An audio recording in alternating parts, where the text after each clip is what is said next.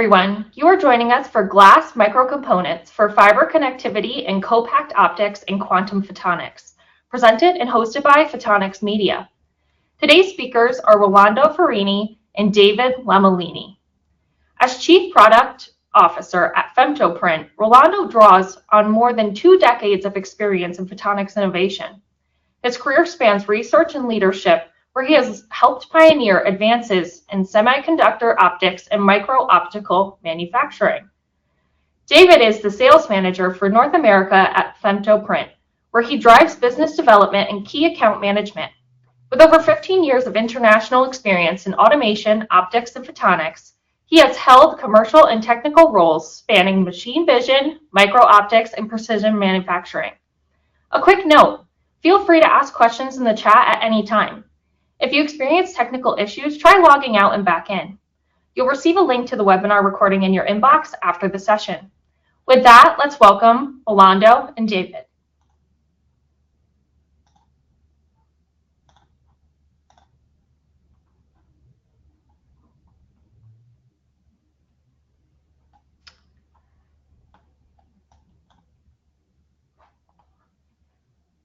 Okay, David, I can see your presentation, but I can't hear you.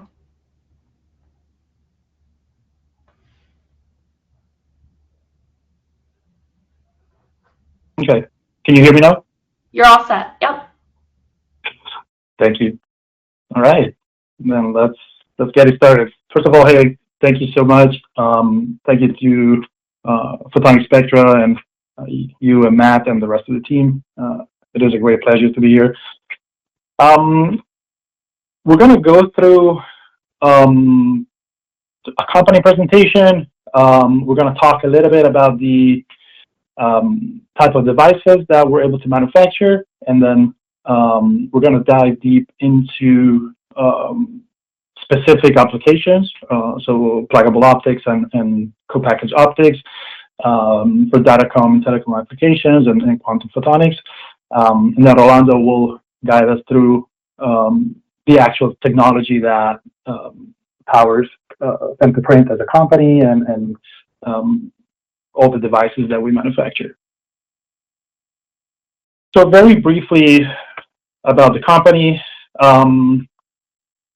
Company started December 2013, so around 12 years ago, and it started as a spin-off from a EU project, Femtoprint. Initially started with 3 team members that are still part of the company to this day. And then later in 2015, the Femtoprint technology was awarded with a prize at Laser Award Photonics, and then coincidentally, the company launched the Gen 2 systems that today are called femtoprinters. All the way to 2025, the company went through a pretty good expansion, obviously operating in different markets. Being from Switzerland, watchmaking was always one of the main markets for us, also the medtech. More recently, since 2021, 2022, we started working more in the optics and photonics space for fiber connectivity, and we'll see in a second what that means.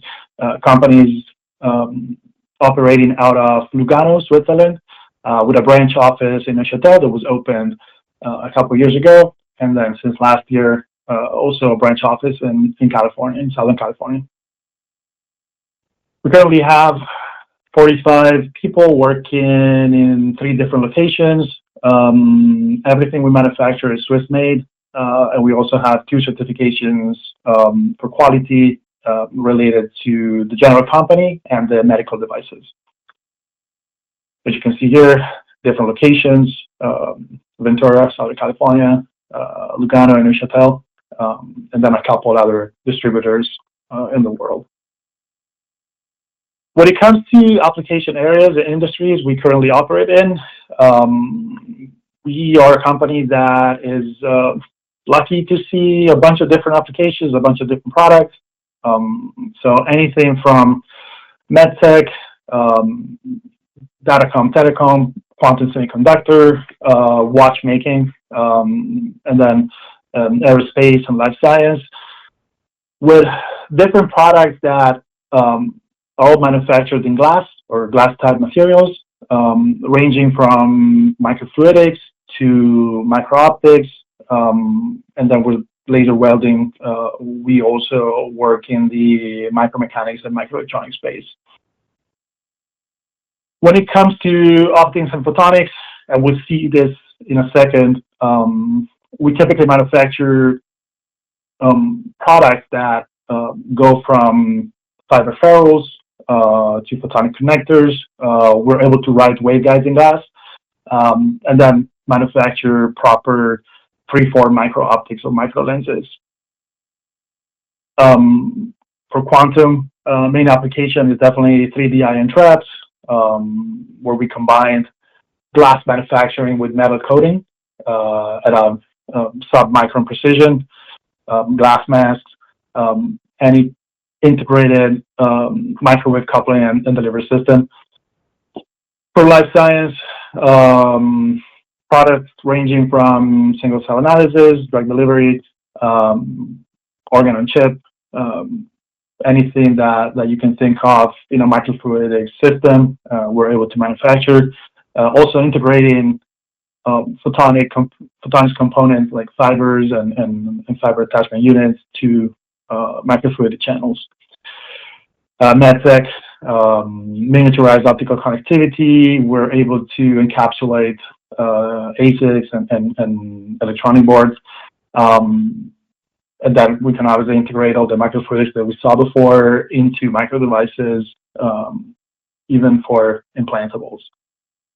For watchmaking, it's more of a aesthetic, mechanical and aesthetic combination of features. So data styles and so on.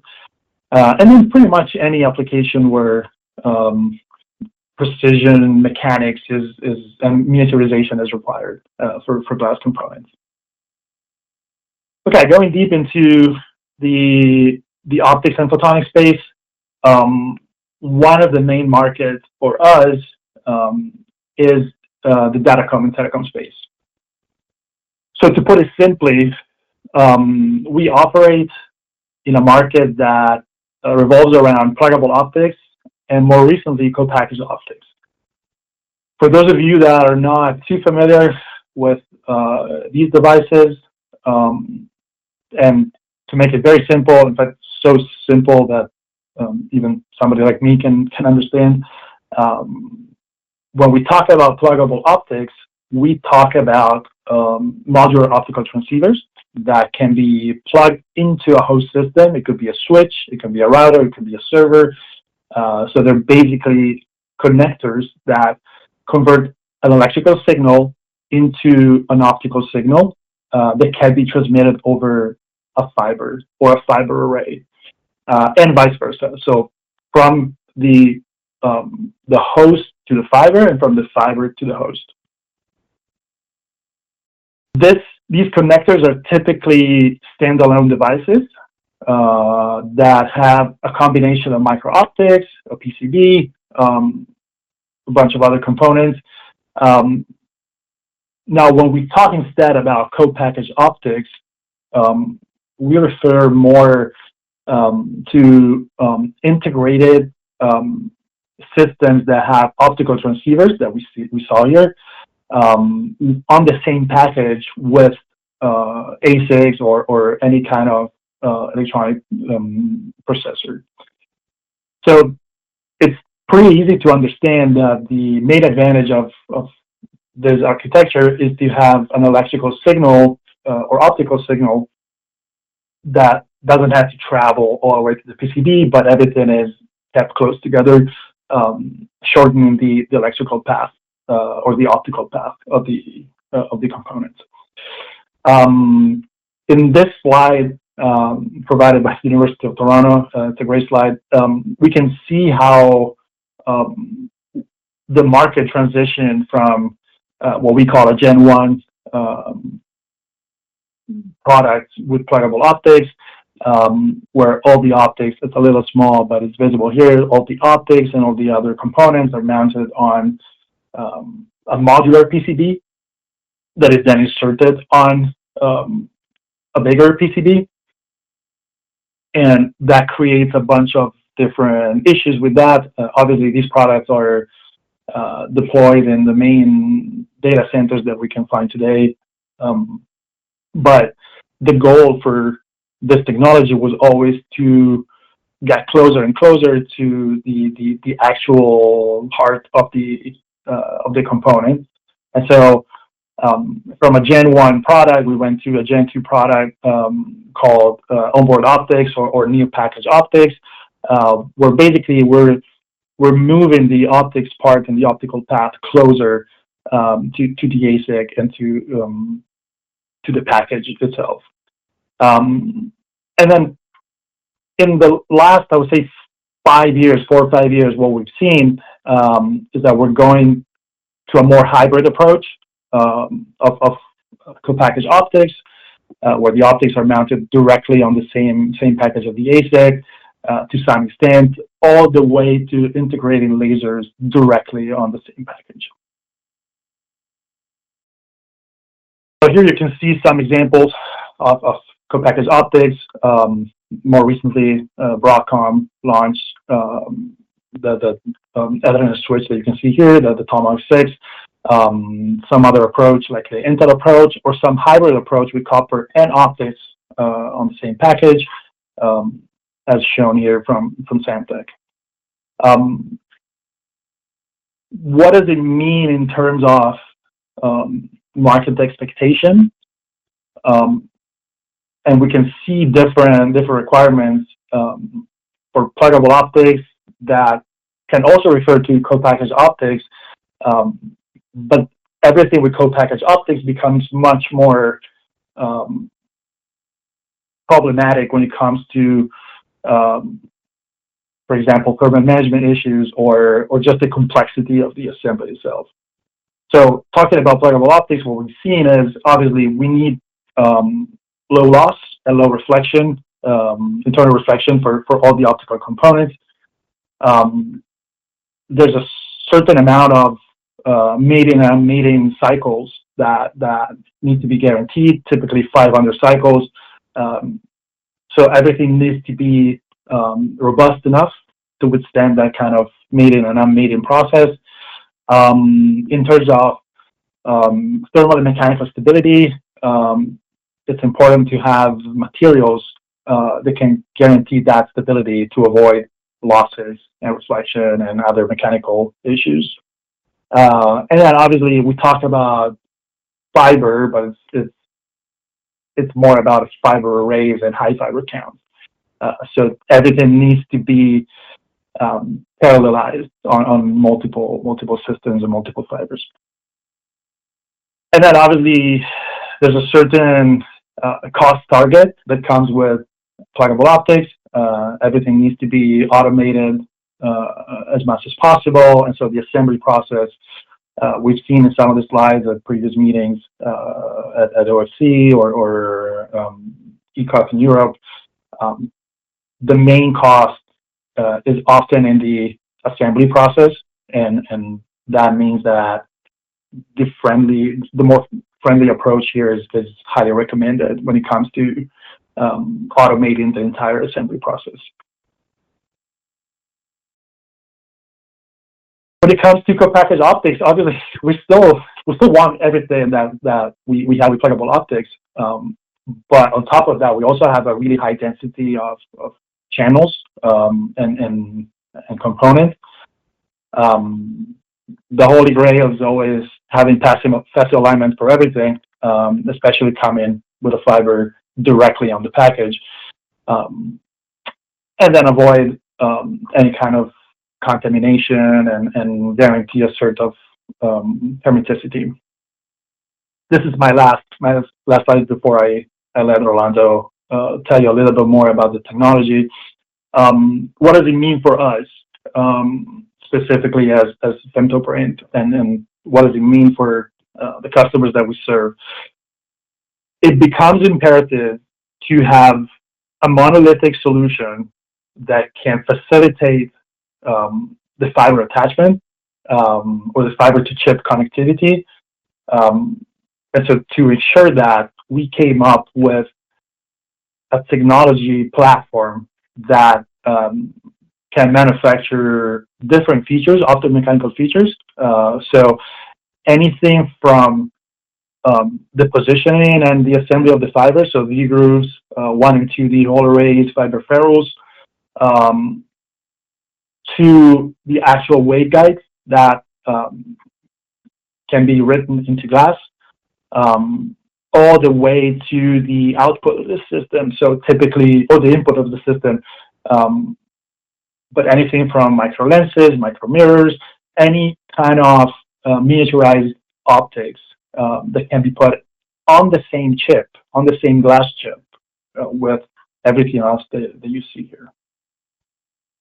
So without further ado, I'll let Orlando tell you a little bit more about our manufacturing technology and some of the products that we currently manufacture.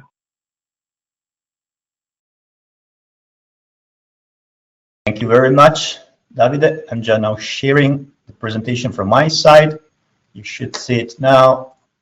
Then I will start focusing on the manufacturing platform and how we micro machine glass to produce the micro components that can be used for the fiber connectivity. Here you see a few sketches on how our basic technology works. The technology is known generally as selective laser etching, so it's a maskless photolithographic approach, where instead of using a standard photolith approach, we use a laser to define a 3D profiling glass. How we do it, we take a femtosecond laser, we shine the laser into the glass in a very small spot size. It's called usually voxel. It's a three-dimensional ellipsoid. It's a couple of microns large, 4 to 6 microns tall, inside the glass volume. And in this small volume, the energy density is so high that we can trigger multi-photon absorption processes. We can transfer a lot of power to glass, and we can modify locally the physical properties of glass. So what we can do, for example, we can make the glass more fragile. What does it mean more fragile? It means that we increase the selectivity locally with respect to chemical etching comparison to standard pristine glass. So what we do, we use the laser voxel as a pencil to define three-dimensionally a profile into the glass, as you can see here. Then we put everything into an etching bath, and with the wet etching, we can remove what we have written, and this is used actually to define the three-dimensional profile and to singularize our component. So in this way, we can fabricate micro components in 3 dimensions in glass. So, and this technology has precision and tolerances in the order of 1 micron. So one disclaimer is immediately that we cannot achieve sub-wavelength structures, so we cannot go, for example, to nanometer size structures. We always remain in the micron regime. In this regime, we can do a lot of things, and here you see some figures, standard figures about our process. When we, for example, we use the process to dice or micro machine the surface of glass, or also to drill hole in glass. So the typical aspect ratio we can reach is higher than 1 to 500. We have a pretty good control on the sidewall verticality or the sidewall deviation, which is better than 0.1 degrees. And we can machine glass plates or glass wafers with thicknesses ranging from few hundreds of microns up to 3 centimeters, with different precision and tolerances depending on the feature size, the feature geometry, and the thickness. I will come back on the wafer size in a minute. As you can imagine, in order to produce all the optics components that Davide was mentioning, the simple micromachining or microstructuring process is not enough.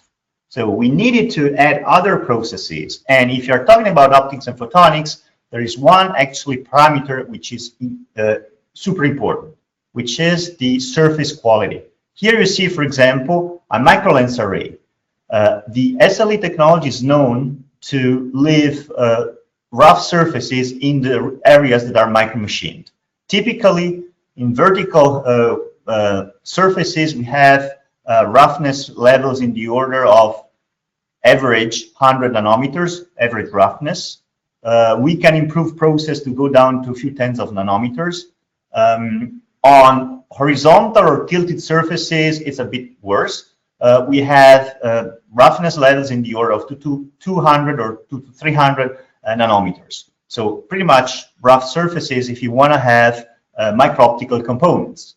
So what we had to do, we had to develop a post-process that we can use to go from left to right here, so to remove the surface roughness with a post-process approach, and to have surfaces that have optical quality with average roughness in the order of 10 nanometers or even less. So we'll come back to this later on when we'll talk to you about micro-optical elements.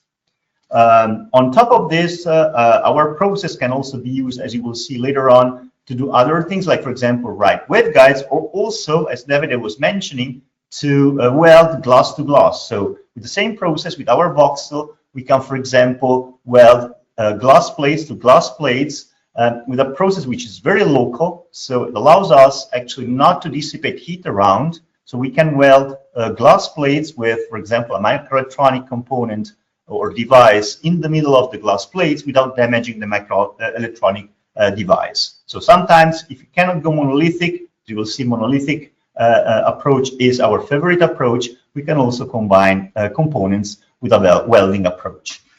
One important thing is that our technology is already at industrial level. It's not only used to prototype, but it's used to produce at wafer scale, so at mass volumes, because our machines can work with 8-inch wafers. When I say our machines, it means that we do the development and the production of our production machines, of our laser production machines. This is the first thing that the company developed. We have an entire system department that is devoted to the production of our machines. And actually, at the moment, the company is going towards the second phase of its expansion. It's going into the scale-up phase, as we usually say, where we are increasing and improving our capacity for high volumes. When I say high volumes, we're talking about typical volumes, for example, for data or telecom applications. So we're talking about the 10,000, hundreds of thousands of components per product per year. And to reach these volumes, what we are doing, we are parallelizing our processes. We are integrating vertically other laser-based processes that are much faster than our process. So we keep where its USP is better or better suited. For example, we are integrating, internalizing laser dicing capabilities in order to be able to cut in a much faster and cheaper way in order to increase the capacity and reducing costs for our customers. So now, if you go to the products, as Davide was introducing, we are usually offering 3 types of products that can also, at the end, being combined in one single component. I will come back on this at the end. The first product, it's what's called a glass fiber ferrule. Say it can be a V-groove, or actually at the moment the market is asking more for 1D or 2D whole arrays in order to increase the bandwidth, so increase the number of channels that can be addressed by fibers. And there are products like the one that you see here, so glass blocks where you have this array of holes are used to assemble and position fibers very precisely.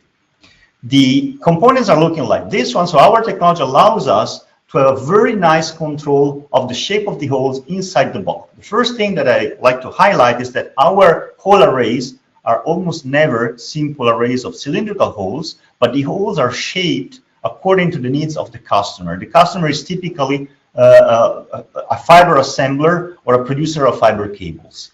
And the shape of the holes is linked to the assembly process. So as you can see here, down here, the hole is usually 2 or 3 sections. The first section where you can introduce the entire fiber, second section where you can have the cladding and the core, and the final section, which is normally 1 to 2 millimeter.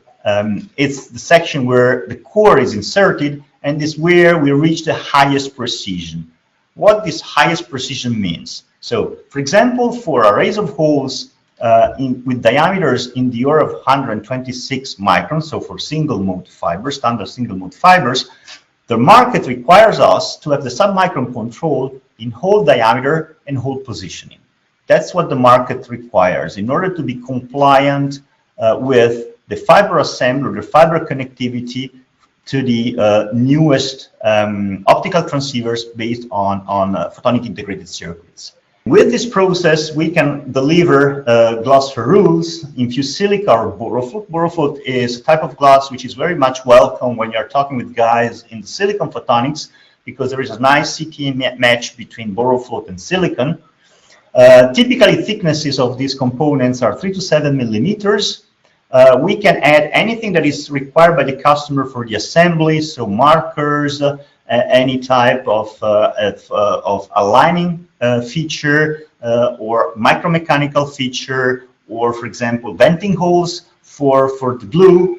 We can also provide the holes that are tilted, and in this way is what is usually chosen as a solution if you want to reduce Fresnel losses. So the products can be totally customized for the needs on one hand of the end user, for example those that have actually to connect these elements to the PICs, or for the customers, for example, the producer of the cable assemblies. So that's for the micromechanical alignment of fibers. Now, to go from the fiber to a PIC, there is very often the need to route the signal. Sometimes you arrive with, let's say, a bunch of fibers, and you want to bring your signal with a pitch that is compatible to the pitch of the photonic integrated circuits. Or another trend that is existing at the moment in the market is coming with a multi-core fiber, and you want to bring all these cores to, let's say, smaller pitches in order to be compatible with the PIC chip.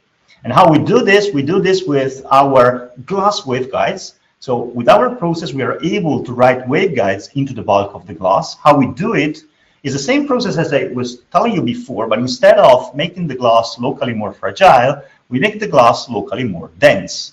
So this means that we are increasing locally the refractive index. The delta N that we can induce is not super high, it's 10 to the minus 2, 10 to the minus 3, but is enough to produce single or multi-mode waveguides in 3 dimensions. Here it's important to understand that what we can write are waveguides in the 3 dimensions, the X, Y, and Z, which means that it can, for example, do fan-in, fan-out structures in 3 dimensions, coming with a 2-dimensional let's say layout of fibers and bringing the signal, the close pitch into a PIC, so in a 1D, for example, chip. In terms of losses, we are talking about, let's say, wavelengths in the telecom regime, so 1310, 1550. Losses are in the order of 0.2, 0.3 dB per centimeter. Recently, we could also improve our process in fused silica, reaching or getting closer to 0.1 dB per centimeter. They are not super performances if you are comparing with, for example, the silicon photonics waveguides, but you have to imagine that the light needs to travel only 1 or a couple of millimeters. So these losses are perfectly actually in line with the power budget that is required for your connector. Mode field diameter can be tweaked between, for example, 6 microns up to 10 microns, but we can also enlarge the mode field diameter. We can also produce, for example, spot size converters. And in this area, it's not only important being able to fabricate and characterize the waveguides as we can do, but we realize it's also important to be able to simulate the waveguides in order to be able to simulate the complete device. So what we are introducing now in the company, which is new, I will come back on this in generally at the end of my talk, it's what we call design for manufacturing services, the ability of designing the chip, for example, the waveguide chip, keeping into account directly in the design phase what are the specificities of our fabrication process. Here you see an example. Here, for example, we are simulating a straight waveguide, and we are simulating the mode field diameter. And comparing what we can fabricate and measure, what we can simulate, we can do something which is extremely important. We can extract, we can indirectly measure the refractive index of the waveguide. This is usually not an easy task because our waveguides do not have a step-like profile. They have more or less a Gaussian profile. And if you know how it is difficult to measure delta N, 10 to the minus 2, 10 to the minus 3 in a medium which is transparent, so glass, you understand that this is a very tricky measurement to be done with other approaches, and having the possibility of extracting the refractive index allows us actually afterwards to simulate anything which is more complex and more functional to the device that we need to develop for our customer. We can, for example, simulate how the light is propagating in free space at the exit of the waveguide, because from time to time you need to bring the waveguide close to the next optical component, but still having the light propagating into the glass. And you don't want that the light is, for example, diverging too much in order to keep a certain control on the beam. We can also simulate losses. Here you see, for example, how we measure losses with a standard cutback method. So it's something very simple, very easy for people that are in the waveguide domain. And you see here measurements done with our setups. We have two setups actually that allows us to measure the performances of waveguides. And you see here the measurement is given 0.3 dB per centimeter, as I was saying you before. We can also measure decoupling losses, because I forgot to mention, once we have fabricated the waveguide, what we usually do, we polish mechanically the facets of the glass plate in order to enable low loss optical coupling. So you can measure all these losses, but you can also simulate the losses, which is very much important if you afterwards you want to actually design an entire circuits in the glass with our waveguides. You can go to the next step. We can fabricate, measure, and simulate, for example, bends. Here, something that I forgot to mention a couple of minutes ago is that the bending radius of our waveguides is not super tight. It's limited by the very mild delta we can induce. So usually, as you can see here, 1310, the mode is pretty much confined. So we can have a radius of curvature in the order of 20 millimeters for 1 dB per centimeter losses. While if you go to 1550, the mode is less confined, so you go up to 40 millimeters radius of curvature for 1 dB per centimeter losses. And as I said, you cannot go tighter if you want to keep the losses under control. You see here a simulation of an S-band. You see immediately if you are reducing your radius of curvature down to 10 millimeters, so immediately your losses are skyrocketing. They are going above 1 dB per centimeter. They are increasing by 1 order of magnitude. But this type of waveguides and bands are enough to produce, for example, fan-in, fan-out structures, as those that are used, for example, as I told you at the beginning, to bring the light for a fiber bundle with a certain pitch to a 1D arrangement that is compatible with the small pitch you have on the peak side. And in this way, you can realize this with, for example, directional couplers. You see here an example of a directional coupler where we could transfer light from the upper branch to the lower branch over 2 millimeters with losses in the order of 1.6 dBs. This was not optimized, this was just as an example. We can also do more classical fan-in, fan-out structures where we can bring the waveguides, as you can see here on this slide, as close as 30, 40 millimeters with negligible crosstalk. Crosstalk is very much important when you're, let's say, and here the crosstalk is negligible for a light propagation over a couple of millimeters, which is what you are usually needing to go from, for example, your fiber to the peak device. And you can also do much more complicated, let's say, integrated optics elements, like, for example, MMIs, where you can come with your waveguide and then distributing the light through the MMI in a given or, let's say, arrangement of the spots at the exits. So this to say that we can really be flexible in designing an optical circuits into the glass to route the signal to the peak. And then the last mile comes. So once you have routed your signal, you need to beam shaping the signal to go into the peak because, for example, your beam mode field diameter is still too big, or you need to deviate the light beam at 90 degrees because you have a grating cover, you're coming with your fiber horizontally, and you want to deviate the light into the peak in a very tiny space. And this can be done, for example, with micro-optical mirrors. And again here, the importance of the surface quality comes into the game. As I was saying a few minutes ago, we are able today for, let's say, microlens arrays with diameters in the order of hundreds of microns and sags in the order of tens of microns to reduce the shape of, average roughness down to, I would say, 5-6 nanometers average, with a shape accuracy that for standard microlens arrays is today in the order of 1 micron. And actually, recently we've made even progresses in the control of the shape accuracy. The shape accuracy is the difference between the fabricated shape and the ideal 3D shape that you can, for example, have in a 3D CAD model provided by the customer. You see here an example of a spherical lens, 1.6 millimeter diameter, 300 micron sag, and here what we are showing are the result of measurements with a confocal microscope. And on the left, you have the measurement of the first samples we produced, where you have an average difference between the real and the fabricated profile, which was in the order of 1 micron.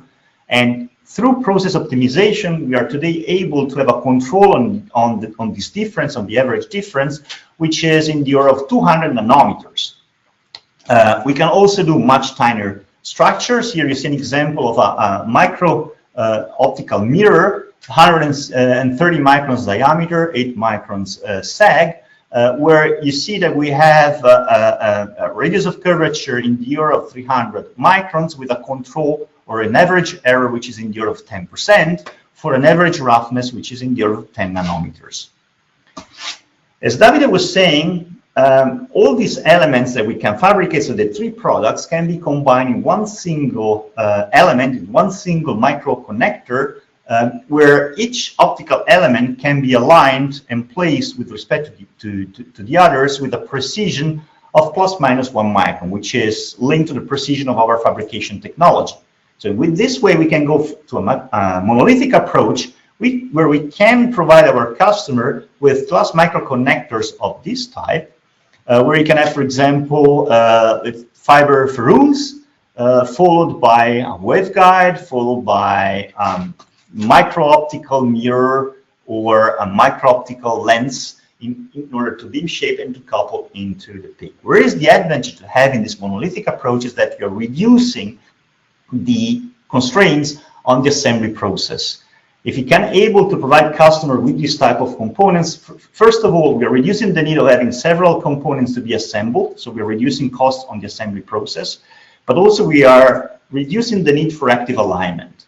I'm not saying that the customer can do everything with passive alignment, but it can do only the last mile with active alignment, keeping actually a lot of precision in the first passing, or let's say rough alignment. Now, just wanted to end telling you a little bit more about the last service that I was mentioning when I was discussing about the waveguides. So Design for Manufacturing is a new service that the company is offering. It's a new service for a company that is a contract developer manufacturing organization, which is usually fabricating out of a design provided by customer. So our standard process is depicted here. We get a requirement from a customer in terms of a technical drawing and a 3D CAD file. We define with the customer the requirements, we define the criteria to be compliant with these requirements, and then we start fabricating. And most of the time, these requirements are geometrical requirements. What we have realized is that when we are talking about optical components, most of the time, these geometrical requirements are less important than the final functional specifications. You can spend months in improving the geometrical tolerances, but at the end, if your design is very robust with respect to the manufacturing process, you don't have to be precise on all the geometrical parameters. You just have to be sure that you are hitting the functional performance. So what we are doing now, we are transferring the discussion with the customers from the geometrical requirements to the functional requirements.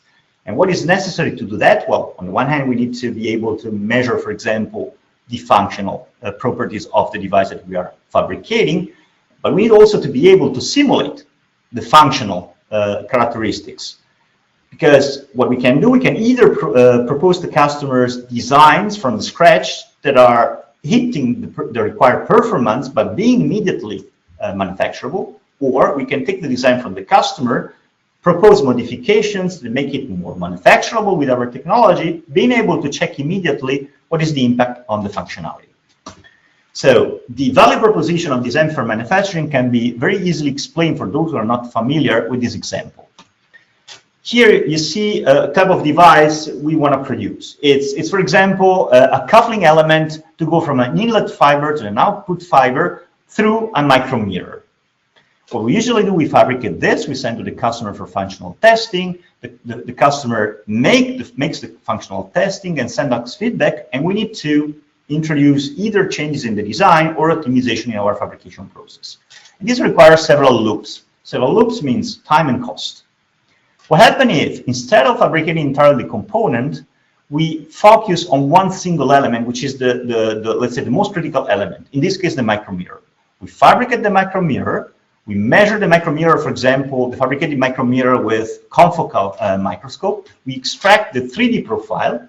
We inject the 3D profile into a simulation tool. It's a ray tracer, and we extract the optical properties. So we do a quasi-empirical simulation of the micrometer that we have fabricated. We immediately see if it's compliant or not with the functionality that is targeted. If not, we can introduce either changes in the design, or we can simulate what would happen if you're changing certain fabrication parameters. So we can do some iteration and optimization, ideally on the, let's say, on the process and the design, without having to fabricate the sample. Once we are sure that we have found the good compromise, we can fabricate the full sample, send it to the customer from the functional testing. And at the end, what we are gaining is speed and cost. So here, for example, how this could work. As I said, we wanted to fabricate, the customer wants to have this copper through the mirror between an inlet and outlet fiber. So the first thing we can do, we can simulate the ideal performance of the device, and we can see, for example, that ideally we could have a coupling efficiency from the input to the output of maximum 90%. The second thing we can do, having this platform, we can actually make the tolerancing, which is very much important. We can keep into account tolerances on, for example, the fibers, tolerances on the assembly process, and tolerances of our own component. Putting everything together, we can immediately see that the maximum efficiency we can get is 86%. It's a little bit less. But we have already an idea of the robustness of the design of the component. Now we go and we make fabrication of the key element, so of the mirror. And we do a standard process, which is not optimized, okay? Actually, this here we're, let's say, making a little bit a trick, because we were fabricating the mirror with a process we knew already was not optimized. So with a shape accuracy, which was in the order of plus minus 3 microns. You know, I told you that today with an optimized process, we can be at below 1 micron, but here we wanted to see the effect of this standard fabrication process. We extract the 3D CAD profile, we inject it in a ray tracer, and we extract the optical properties. What do we see immediately? You see immediately that the optical performance is out of spec. It's 30%.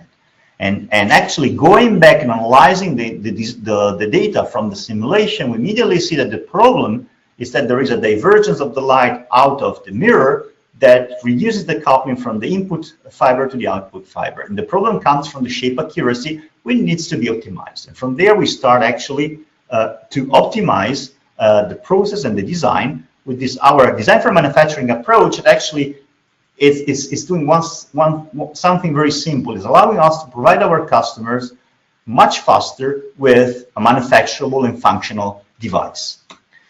So just to conclude, one word. So I hope that David and myself convinced you that we are the right partner if you want to develop microconnectors in glass for fiber connectivity in co-packaged optics, quantum photonics, anywhere where you need to connect fibers to a functional device or a sensing device in a very tiny space.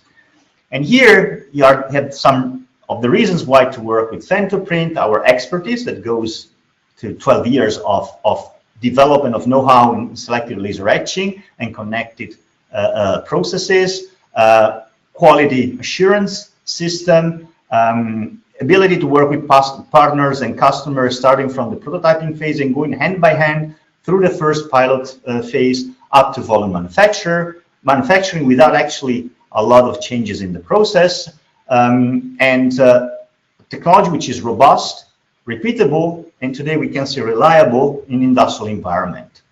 And with this, I've done with the presentation of the products, and myself and Davide are here to answer your questions. Halle, goes back to you. Thank you, Rolando and David, for that great presentation. We now have time for a few questions before we wrap up. If you haven't already, please type your questions or comments into the chat box. The first question I have here is your process applicable to other types of glass than fused silica or other materials than glass? So I will take this one, Davide. Our process is applicable to glass only. And among the families, in the family of glasses, of different glasses, let's say, workhorse is fused silica, but we can, machine other type of glasses. You saw an example that I was showing, Borofloat. We have other glasses, aluminosilicate glasses like Eagle XG, or ultra low expansion glass is ULE glass, which is used for where you need to have restability of glass in environment with very low temperatures or high temperatures. And it depends on the requirements of the customers. And not all glasses are, let's say, open for all the products that I've shown you, but we are very much open to discuss with customers their needs, and if it's necessary, we have feasibility packages where we can test a certain type of glass for the exact device that is required by the customer. Great, thank you. The next question I have here is, do you have experience with evanescent coupling to the PIC? Yes, so in general, I would say we are agnostic with respect to the coupling architecture to PICs, in the sense that we have produced connectors or glass parts that can be used for butt coupling, for grating coupling, and also evanescent coupling. Our waveguides can be written very close, for example, to the surface, and so you can use our waveguides to couple the light into a PIC through evanescent coupling. Okay, great. The next question I have here is, for which application or product in your process are you using confocal microscopes? So, confocal microscopes are used for quality control. So in general, we use let's say, confocal microscopes, but also we have white light interferometers or other type of optical measurement systems in order to extract the geometrical parameters, the geometrical properties of the components that we have fabricated in order to check if they are compliant with the requirements of the customer. Okay, this question is multi-parts. What's the smaller mirror you can make? What mirror shapes can you make? Surface quality and coating.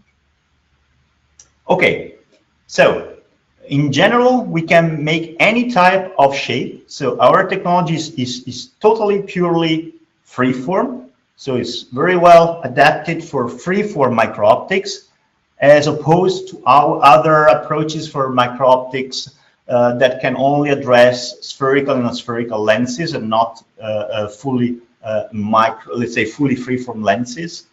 The smallest optical structure we can produce is in the order of few microns, I would say between 8 and 10 microns. Always think that we are writing with a voxel, with a pencil, which is 2 microns by 4 or 5 microns. So we cannot do smaller than this. On the smallest structures, by the way, it might be a bit trickier to keep the shape accuracy when we are removing roughness, but it's always, it depends. We always tell customers, disclose your drawing, disclose the structure you would like to realize, and then we can discuss about the specificity of your structure, because it depends on a lot of parameters, even the total architecture of the glass component. And in general, the roughness, so we can target the smallest roughness, average roughness we can target is in the order of, I would say, 5-6 nanometers. We cannot go below this. We cannot go to 1 nanometer average roughness. And again, I'm talking about average roughness and not RMS. Okay, thank you. The next question I have here is, will we see smartphone camera lenses being made one day with your technology? I hope so, even though I must say at the moment, imaging applications here are top end for us. because of the control on shape accuracy. With control on shape accuracy, which is in the order of 200 nanometers as we have today for certain type of lenses, we are approaching the level of precision that could allow us to access imaging applications, but still it requires some development, but we are open absolutely to discuss with customers their needs and if we can apply our technology to their application. There's no limit intrinsic. Great. Thank you. The last question I have here is, up to which volumes can your technology be scaled? Up to the volumes required by the market. So at the moment, customers in, for example, in the co-packaged optics domain are looking for, in a couple of years, volumes in the order of higher than 100,000 of components per product per year. And it's where we are bringing our technology. There's no limitation, it's just scaling up to those volumes. Okay. If we don't get to your question today, don't worry. We'll follow up with you via email. If you think of something later, feel free to reach out to us at webinar@photonics.com. Before we go, I'd like to thank our presenters one last time, Rolando and David, and all of you for joining us for glass microcomponents for fiber connectivity in co-packed optics and quantum photonics. This webinar was presented and hosted by Photonics Media. Thank you all so much.